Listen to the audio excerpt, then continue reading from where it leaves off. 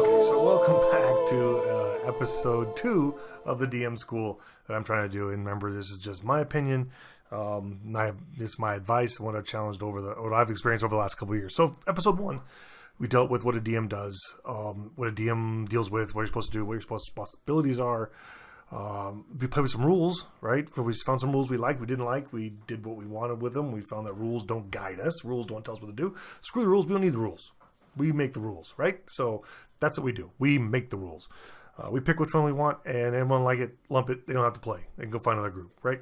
So that's what we're going to talk about today. And this is the hardest thing as a DM. This will be the hardest thing you have to get as a DM. And this is going to be over several episodes because I'm not going to cover it all at once because this is the most difficult thing that you're going to deal with. By far, everything else is going to pale in comparison. We get this out of the way. Everything else will be a cakewalk. Okay, it'll just be so simple. Okay, so what we're going to deal with over the next couple episodes is the evil horde of players. Okay, how to deal with players. This is the bane of the DM's existence. This is their doom. Okay, of the DM. All right, so sorry, the other member of the group is on the ground here chewing as well. So they are who you're trying to take through the world, and they're going to do everything they can to screw it up. Okay, they do not have your vision of what you want to do. They got their vision of what they want to do. And let me tell you this right off the bat. This is the number one rule that I have learned over all my years in D&D. You can spend 40 hours putting together a dungeon. Okay? You can spend all that time. You can figure out traps. You can figure out monsters. You can figure out plot lines and schemes and everything else. And you're going to sit down at that table with those players. And you know what they're going to do? They're going to fuck up everything you have made. They are going to screw it all up. It's never going to go like you think it will. Never. And you may disagree with me. I don't, but they're going to mess up what you have planned. You might think it's great. This is going to work out great. This is going to plan out great. The dungeon may be fantastic, but it's not going to work the way you planned it to unless you're controlling every move they make. Okay? They're not going to... You might have this great vision in your head of a dungeon or of a city they're supposed to explore or whatever, and you're gonna try to, and they're just gonna be like, okay, whatever.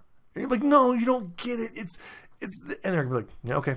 I searched for secret doors, but you don't get it. You're supposed to. Nope. How many spells do I have? You're gonna be like this. Okay, I want to go right. You need to go left. Want to go right. I go. You go. You're like, okay, I want to set them up. So they go into a city and they got to meet this guy. Okay, you need to find, Balzeric Galstaff, purveyor of light. Who knows? Whatever. Right? And they're gonna be like, you're like, so you go, and they're gonna go. And I want to go buy a magic sword. You're like, what? What are you doing? It's like, okay, everybody needs to go to the inn. Okay, you need to go to the inn. Yeah, I want to go and down to the river and hang out. What? Yep. Unless you're a DM in complete control. If your DM was just like, nope, you can't go left. You can only go right. Well, there's a hallway to the left. Nope. There's a storm giant standing in front of it. You can't go that way. Unless you're controlling everything they do, they don't have the same vision as you. Get that out of your head right now. They do not have the same vision as you. Unless you guys are best friends and they are You guys have planned this whole thing together and whatever. If you have a group, they're going to want to do what they want to do. And you're just going to have to roll with the punches. And it's going to be disappointing at times because you're going to just be like, this is not what I had planned for this adventure. And you just got to go with it. You just got to do it. I mean, it's just no matter what, you got to let them play. Unless, like I said, you're the guy who controls everything. Okay? I don't mean control everything like a DM, like, well, yeah, we do. Like, oh, no, you're telling them you have to go to the, pickled farts dwarf cantina. You got to go there. They're going to be like, no, you're just like, okay, you're in the town. What are you going to do? You got to find this guy. And you're like, okay, they're going to go to the inn. It's going to be great. You go to the stables, and then I'm going to go look for some magic potions. All right? So it's good. You can try to direct them. You can throw as much in, but they're not going to have the same vision as you. So you need to and people may disagree with that. I don't know. This is just from my experience. When I put it on a dungeon, I've got all hyped for it. And the first thing the players are just like, they don't take it as seriously as I do. I'm like, you guys understand this is really cool. You got to do. They don't get it. They don't see what you're doing behind the screens, right? You're on the name of the video. You're on the other side of the screen. You see all this. They don't. They're just going off their player's sheet and trying to figure out what to do. And unless you're going to go, no, you're going that way. No, you're going that way. Okay, so that's what we're going to figure out. Number one thing right there, don't let that get you down, because that will happen every time. And that's just me, but I'm going to say every time they're going to go a different direction. They're going to take it a different way or not do it. You just got to adapt with it. All right. And that's going to happen because over time, you're going to get used to your group. Okay. Your group's going to have a complete dynamic you're going to have to get used to. You're going to have your way of doing it, and they're going to have their way of doing it. All right. So if you were a player and you were a down to earth, you were like, I'm the rules guy and I role played the crap out of my character and all that. And now you're the DM and they're not doing it like you do. Don't take offense to that. That's not the way they play. That's the way you play, not the way they play. Okay. So you're going to have to get used to your group. And I'll give you a prime example of this. Is I was in a dungeon the other night and I was trying to take it very seriously. I was trying to run this dungeon very, very seriously. I was trying to have, actually it was a dungeon that I got from a guy who makes dungeons, who's on Instagram. You can find him. It's the Pickled Dragon on Instagram. I give him a shout out there. I got his dungeon, the Days of Blight, and I was going to run my group through it. So I was very serious. I was like, okay, I'm going to do this. And I'm going to follow these rules and all that. And the group was younger than me. They were all younger than me. And like I said in the video before, they were young. So they want to just have a good time. They were just having a good time, just laughing and having anything. And at first it was very frustrating because I was like, I want to do this. I want to play by this like that. But after a while, I was like, you know what? I had to adapt my style to theirs because they're doing the adventure. I'm not going to yell at them. If I want to, I could have just stopped. I could have just said, nope, I'm not doing this anymore. That's the way I want to play. But I didn't. I had to adapt and just sort of let them do their thing. So they had fun. We all had fun. We did the things in the adventure. I didn't get to set the mood as much as I wanted to. They did do some pretty well. They did some role playing and stuff. But they're all friends and they're younger than me. And it's my son and my daughter and her boyfriend and friends and stuff like that. So they get all happy and goofy when they see each other and they want to play and have a good time. So I had to adapt my style. Now, the other group I play with, they're a little more serious. They're still my son and wife and daughter, but they're my son's wife and his sister-in-law. They play with us, so they're a little more serious. Still have fun, very much fun, but they're not. The other group is just loud and it's just laughing and it's just loud. So I had to adapt my style. I had to go, okay, this is not going to work out the way I wanted to work out, so I had to change. So that being said, it will go wrong from the beginning. So, okay. Just be aware of that. Okay, we stop. Okay, right there. I'm going to say, boop. All right. So that out of the way. So your dungeons, so you got one, you're starting to play, you're playing, and the players have now screwed everything up. I'm not going to drop the F-bomb on this one, but they've screwed it up from the start, okay? So now you got your players, all right? So every player is going to have their own style of playing, all right? It's not going to agree with you. You're not going to agree with it. Some of it's going to drive you batty, all right? But you're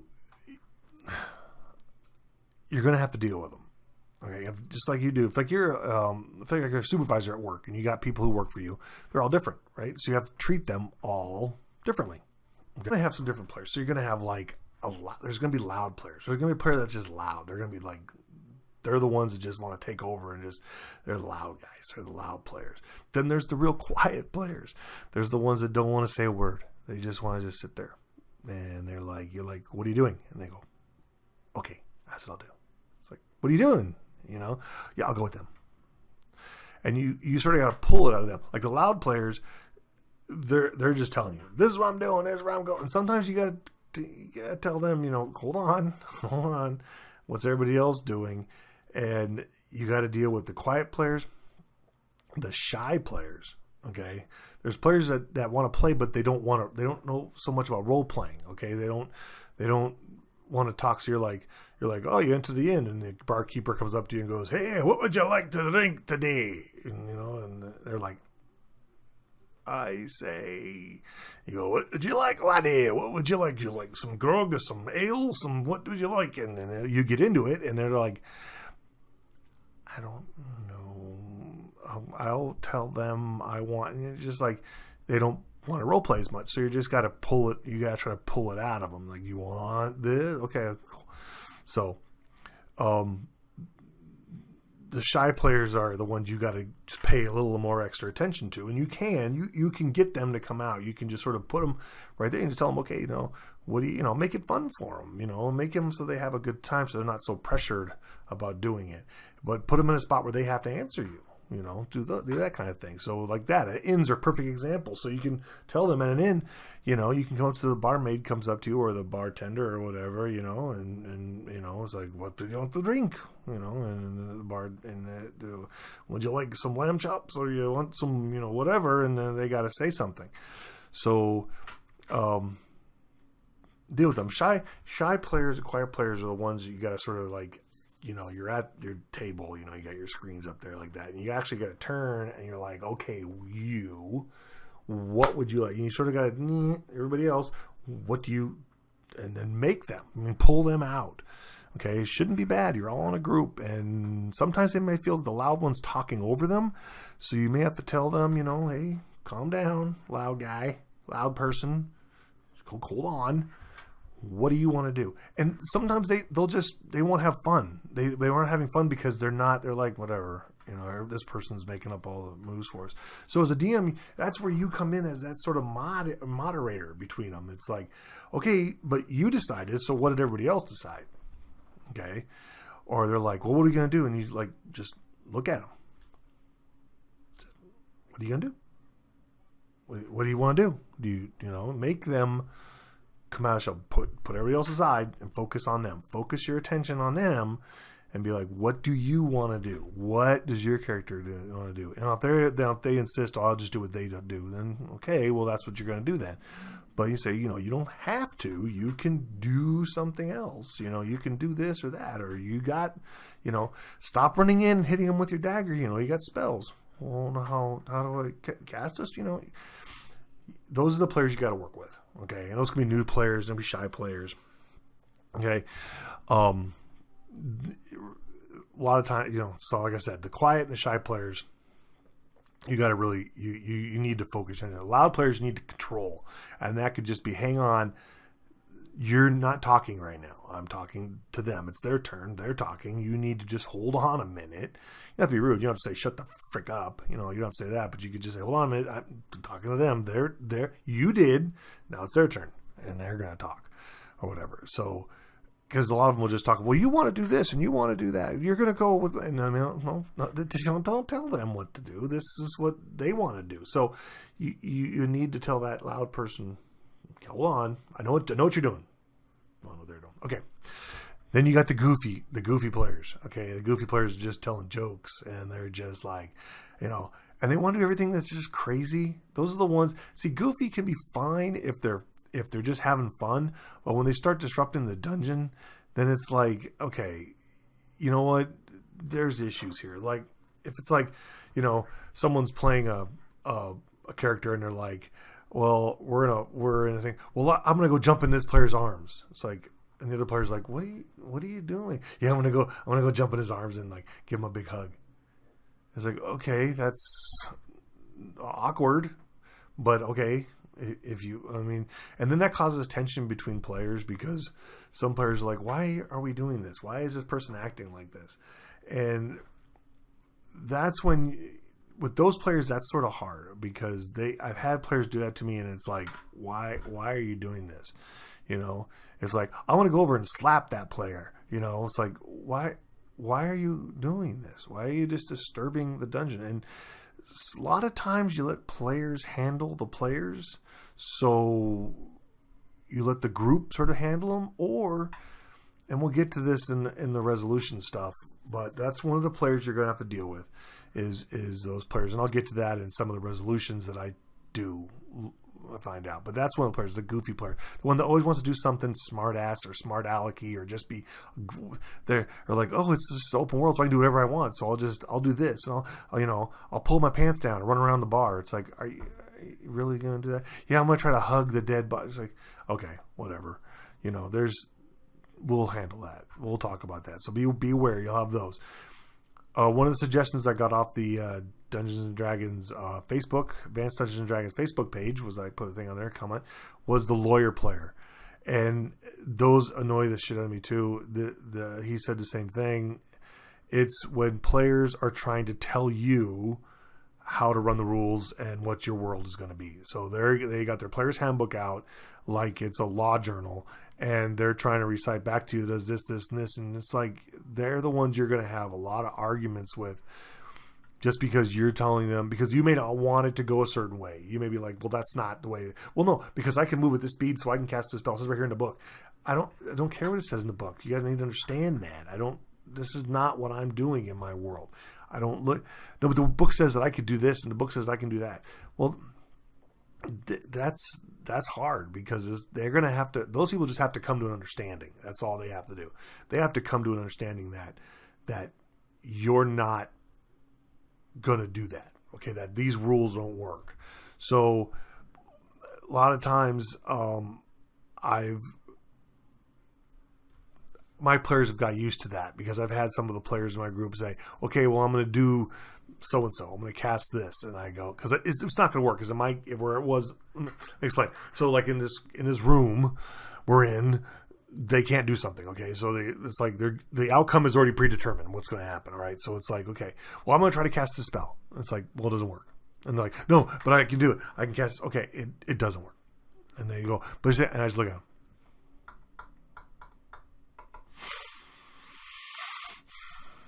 And they're like, so it doesn't work. No, I told you that it's not going to work. You're going to be like knocked out, or you're being overcome. Yeah, but I can do. Stop lawyery balling, man. It's not going to work. I'm telling you, this is the way it is. And so those guys can get very upset, and they can get kind of angry at you. But if it's just for the, I don't know. Those guys can get frustrating with me. So, okay. And then there's the disturber. There's one that's just going to disturb everything. They're not going to want to play right. They're just going to try to do other things. They're going to, be on their phone, or they're going to, talk about their stuff or whatever. And it's like, those are the ones that you play with, and then you try to just not include them in your dungeon anymore or in your group. You just like, you don't sit right with this group. You don't feel like you want to play, and because you're just off doing everything just to be annoying. I don't think there's there might be a lot of players, if they're going to be able to play, they're not really going to do that, but you might have some that are like that just want to just cause havoc. You're going to you might have those guys. So, That's the things right now. I mean, this is I've already done 20 minutes and I haven't covered half of what the players are dealing with. So, I mean, let's just get it from the front. Let's just get it right there. Okay, so you're there. It's not. Let's recap. So it's not you versus them. Okay, it's you guiding them through the world. Right. So they're gonna screw up everything that you've planned. You might think it's great, and it may be, but it's not. They're going to screw it all up, and they're not going to have the same vision as you, right? And then you got the different players you're going to have to deal with. So let's stop right there for this time, and we'll get back into it next time. So there's lots of things to discuss with players. Okay, there's so many things we can discuss. So let's just stop right there. Let's stop. 20 minutes is fine. So that's some of the stuff with players.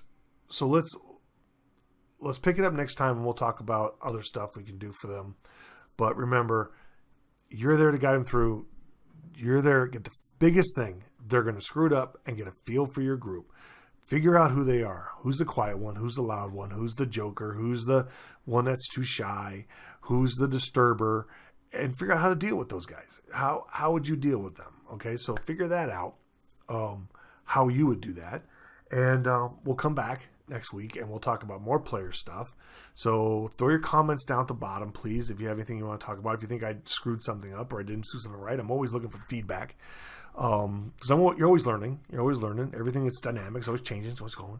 So please, like, subscribe, have fun, and we'll see you next week. That's episode 2. Players, we'll talk again in a week. Everybody, have fun and try DMing. It's fun. Don't be scared. Just do it.